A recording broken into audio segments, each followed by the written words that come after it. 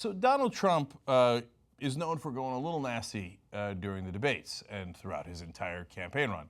And he certainly went there on a couple of instances last night.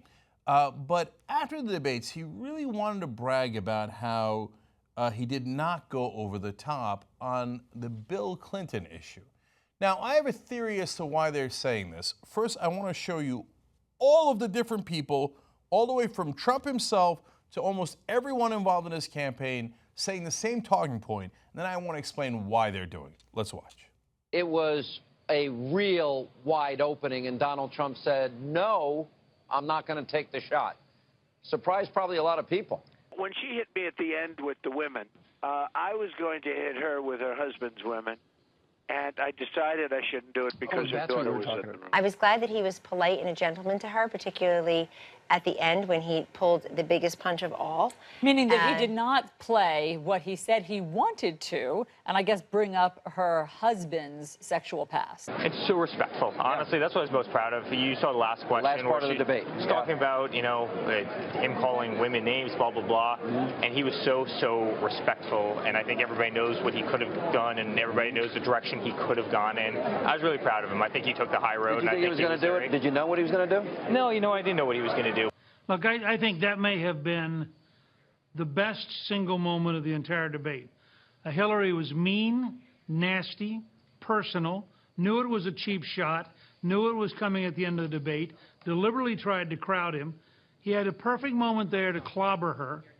And he looked over at Chelsea and he thought, you know, I'm not going to do it. I didn't feel comfortable doing it with Chelsea in the room. I think Chelsea's a fine young lady. I didn't like doing it with Chelsea in the room. It's a split-second spontaneous decision, Allison. He certainly could have, and it was probably on the minds of millions of voters at home, saying, wow, if she's going to challenge you on a comment you've made here or there about a woman, then goodness, why can't you challenge her on her husband's personal peccadillos? And he decided not to, and he explained to America why that was. Well, I didn't want to say her husband was in the room along with her daughter, who I think is a very nice young lady, and I didn't want to say what I was going to say about what's been going on in their life. So I decided not to say it. I thought it would be very disrespectful to Chelsea and maybe to the family, but she said very bad things about me. That may have been the best moment of the whole debate for Donald Trump because it showed that unlike Hillary Clinton, for whom nothing is too mean or despicable, he actually was willing to set a standard of being decent.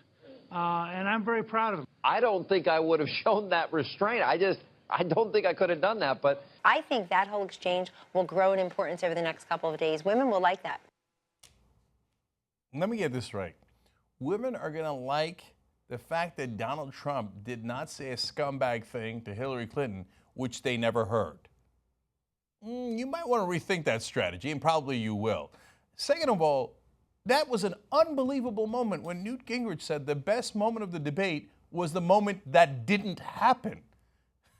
So he thought all that talking about Donald Trump, all of his attacks against Hillary Clinton, all of his things that were positive about Donald Trump, those all sucked. The best moment was when he actually kept his mouth shut. My boy, that is quite telling indeed. So in reality, why are they doing this? So apparently they made a decision as a campaign that they're not going to say it during the debate, but they're trying to do two things now. One is dissuade the Clinton campaign from bringing it back up because apparently they think it really hurts them. So don't bring up how he's been terribly rude, disrespectful, etc. to women in the next two debates. Otherwise, we will have to bring in Bill Clinton's women issues. And so they're firing a warning shot here. Second of all, that is way too coordinated from the campaign manager to Trump, to Newt Gingrich, who's a surrogate, to Sean Hannity, who is his servant boy. And it goes down the list, every one of them coming out and saying, and Rudy Giuliani, we'll get to him in a second, all of them saying, oh, well, remember Bill Clinton with women, Bill Clinton with women. You know what that is? That is a decision they made. We're not going to do it during the debate because it might make us seem even meaner and uglier than we normally are.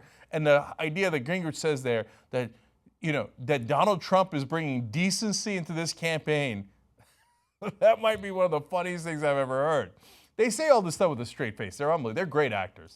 So, no, this is their way of getting that talking point out without saying it in the debate. They're like, yo, you see that? We didn't say it in the debate. But, hey, here's what we didn't say. Here's what we didn't say. Bill Clinton with the women. Yeah, I get it. That's what you're doing now.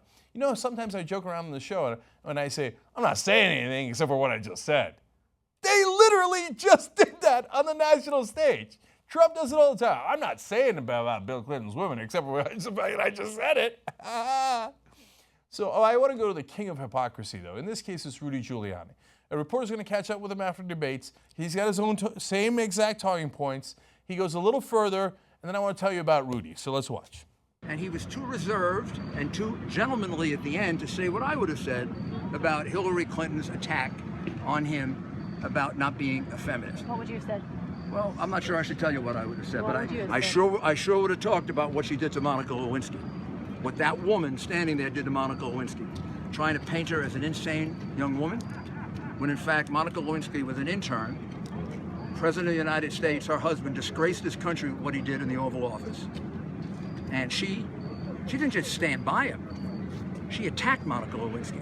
And after being married to Bill Clinton for 20 years, if you didn't know the moment Monica Lewinsky said that Bill Clinton violated her, that she was telling the truth, then you're too stupid to be president.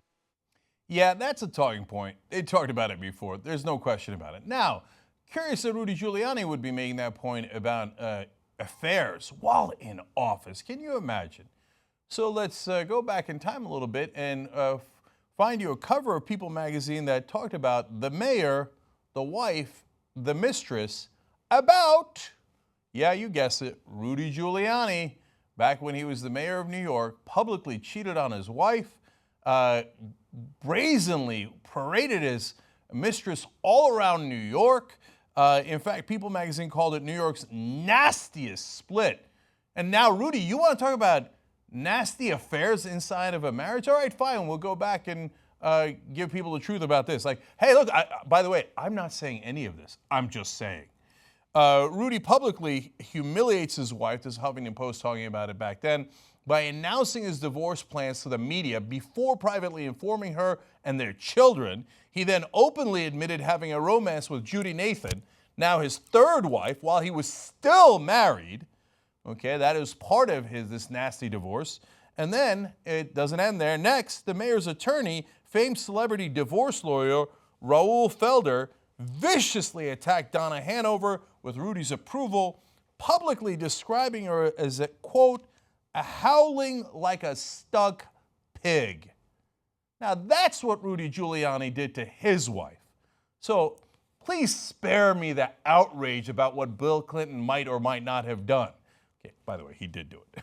Okay, so the reason they are so vehement on this issue is because the Clinton camp is right now running an ad about what Donald Trump did to former Miss Universe, what Hillary Clinton mentioned in debates. And he looks terrible the way he goes after women. And he is constantly talking about whether they're attractive or unattractive. That is the main thing he judges them on. That's why he said that about Carly Fiorina when he was running against her in the Republican primaries. That is why he said that Hillary Clinton does not look like a president. And the list goes on and on. Those are among the most benign things he said about Miss Universe. He called her Miss Piggy. So Trump is a disaster, and his history with women is horrible. And that is why they went on this counterattack that was coordinated after the debates while pretending to be classy guys who would never bring it up. At the Young Turks, we believe in change. We believe we can change the media, make it more independent. Come do it with us. tytnetwork.com/join.